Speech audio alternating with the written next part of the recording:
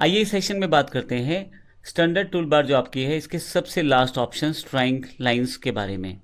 यहाँ डिफरेंट तरह की शेप्स को आप इंसर्ट कर सकते हैं अपने डॉक्यूमेंट में। सबसे पहले लाइन दिया हुआ है, आप क्लिक कर लें और सिर्फ लाइन ड्रॉ करना है। लाइन ड्रॉ करने के लिए आप लेफ्ट क्लिक दबा के रखें और आप माउस को जिस तरफ लेके जाएंगे उस तरफ लाइन ड्रॉ हो जाएगी।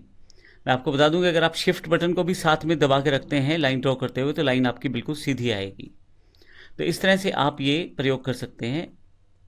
मैं फिर से यहाँ से कोई दूसरी शेप इंसर्ट करना चाहता हूँ तो वो शेप ले सकता हूँ। मैंने एक शेप इंसर्ट कर लिया है। अगर मुझे कोई ड्राइंग ऑब्जेक्ट नहीं चाहिए तो मैं क्लिक करके उसे सिंपल डिलीट भी कर सकता हूँ।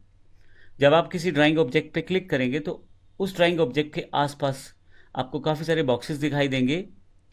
कुछ इस तरह के पॉइंट्स दिखाई देंगे, हैंडल्स, जो कि यहाँ रेक्टेंगुलर फॉर्मेट में है। इससे आप साइज बड़ा छोटा कर सकते हैं किसी भी ऑब्जेक्ट का।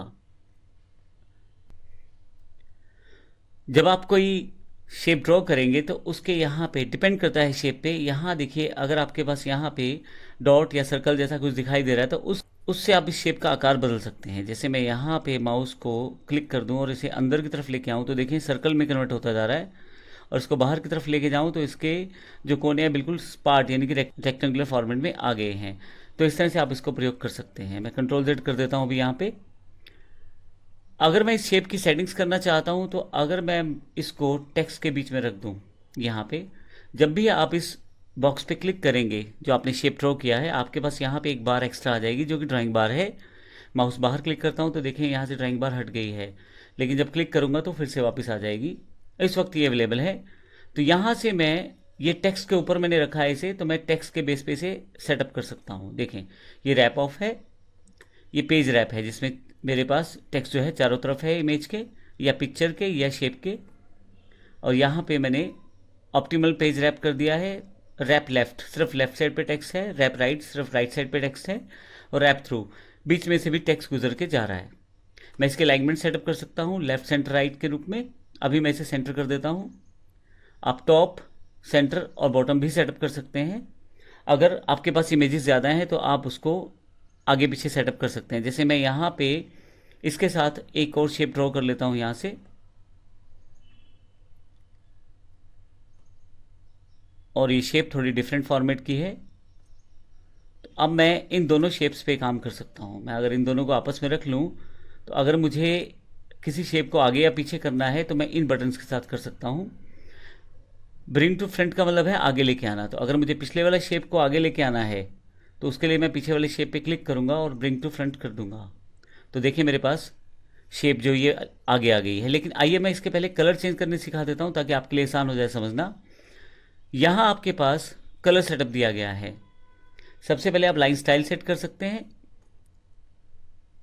उसके बाद उसका साइज सेट कर सकते हैं बॉर्डर का, फिर आप बॉर्डर का कलर सेट कर सकते हैं। इसके साथ आपके पास यहाँ पे ग्रेडियंट, हैचिंग और भी बहुत सारे ऑप्शन हैं, आप उनको भी सेटअप कर सकते हैं। इसके साथ आप यहाँ पे मान लीजिए मैं यहाँ कलर सेलेक्ट कर लेता हूँ तो यहाँ राइट साइड पे दिए गए ऑप्शन से फिल कलर सेट कर सकता हूँ जैसा कलर मैं यहाँ पे भरना चाहता हूँ इसमें। अब दोनों शेप्स में कलर डिफरेंट है। अगर मैं इस आगे वाली शेप को क्लिक कर दूं और यहाँ पे मैं देखूं मेरे पास काफ़ी सारे ऑप्शन हैं।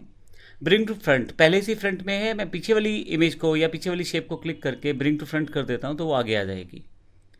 फॉरवर्ड वन का मतलब होता है कि काफ़ी सारी इमेजेस में सबसे पहले वाला इमेज। तो ये क्लिक करके आप जितनी इमेजेस जितनी शेप्स लगाएंगे उन शेप्स में सबसे पहले फॉरवर्ड वन वाली आएगी। बैक वन, अब देखिए मेरी ये शेप सेलेक्टेड है। अगर मैं इसे क्लिक कर दूं बैक वन पे तो ये वापस पीछे की तरफ चली जाएगी। सेंड टू बैक में भी यही है कि आप किसी इमेज को अगर पीछे भेजना चाहते हैं तो सेंड टू बैक कर सकते हैं। इसके अलावा हमारे पास यहाँ पे जैसे मैंने कलर सेटिंग्स बताई वो कर सकते हैं। आप रोटेट कर सकते हैं किसी इमेज को। अब यहाँ से रोटेशन के जब आप क्लिक करेंगे तो आपके पास यहाँ सर्कुलर पॉइंट आ जाएंगे, आप उसको घुमा सकते हैं आराम से।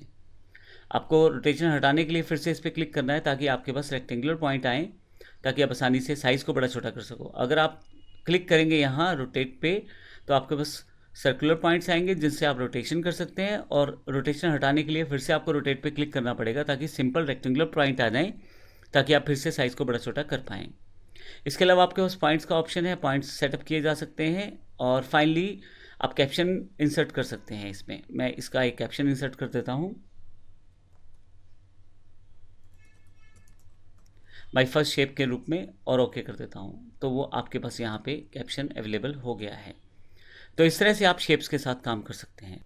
आप चाहें तो डिफरेंट तरह की शेप्स को आप सेटअप यहाँ से कर सकते हैं, लेकिन लास्ट में आपके पास शो ड्रॉ फंक्शंस है। आप क्लिक कर दें तो नीचे की तरफ आपके पास एक बार अवेलेबल हो जाएगी जो कि ड्राइंग बार के रूप में है।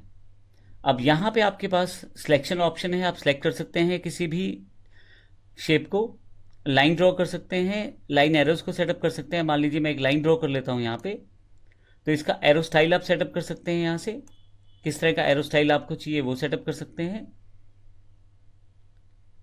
इसके अलावा आप कर्व सेटअप कर सकते हैं किसी पर्टिकुलर पार्ट को, और आप डिफरेंट तरह की शेप्स डिफाइन कर सकते हैं। यहाँ से जिस भी तरह की शेप मैं चाहूँ यहाँ से डिफाइन कर सकता हूँ। अलग अलग तरह की शेप्स और सिंबल्स यहाँ अवेलेबल हैं। मैं सिर्फ आपको एग्जांपल करके दिखा रहा हूँ यहाँ पे, और इसके अलावा भी आपके पास यहाँ नीचे की तरफ काफ़ी सारी चीज़ें अवेलेबल हैं। यहाँ पे आपके पास कॉल आउट्स भी अवेलेबल हैं, यानी कि डिफरेंट तरह के कॉल आउट्स को आप यूज़ कर सकते हैं कुछ इस तरह से। फ्लो चार्ट्स का प्रयोग आप कर सकते हैं। फ्लो चार्ट जिस जिस टूल से बनाए जाते हैं वो सभी शेप्स आपके पास यहाँ अवेलेबल हैं। आप चाहें तो टेक्स्ट बॉक्स सेलेक्ट कर सकते हैं। फ़ॉन्ट वर्क भी आप यहाँ से सेटअप कर सकते हैं। डिफरेंट तरह के फ़ॉन्ट स्टाइल्स यहाँ पे अवेलेबल हैं। अभी मैं एस्केप करके पहले इस कमांड से बाहर आता हूँ। मैं इस फ़ॉन्ट को इस टेक्स्ट पे अप्लाई करना चाहता हूँ, तो मैं सेलेक्ट कर लेता हूँ पहले टेक्स्ट को। फिर मेरे पास फ़ॉन्ट वर्क है। फ़ॉन्ट वर्क में डिफरेंट तरह के फ़ॉन्ट स्टाइल हैं। फ़ॉन्ट वर्क पे किस तरह से काम किया जाता है इसकी जानकारी मैं आपको देता हूँ। अगर आप फ़ॉन्ट वर्क पे क्लिक करें तो आप सबसे पहले उस तरह का स्टाइल ले लें जिस तरह का फ़ॉन्ट आप चाहते हैं। एग्जाम्पल मैं ये फ़ॉन्ट वर्क चाहता हूँ तो मैं ओके कर देता हूँ। एक प्रीव्यू यहाँ पे अवेलेबल हो जाएगा उसके स्टाइल का, और ये उसी फ़ॉन्ट के साथ इंसर्ट हो गया है आपके डॉक्यूमेंट में।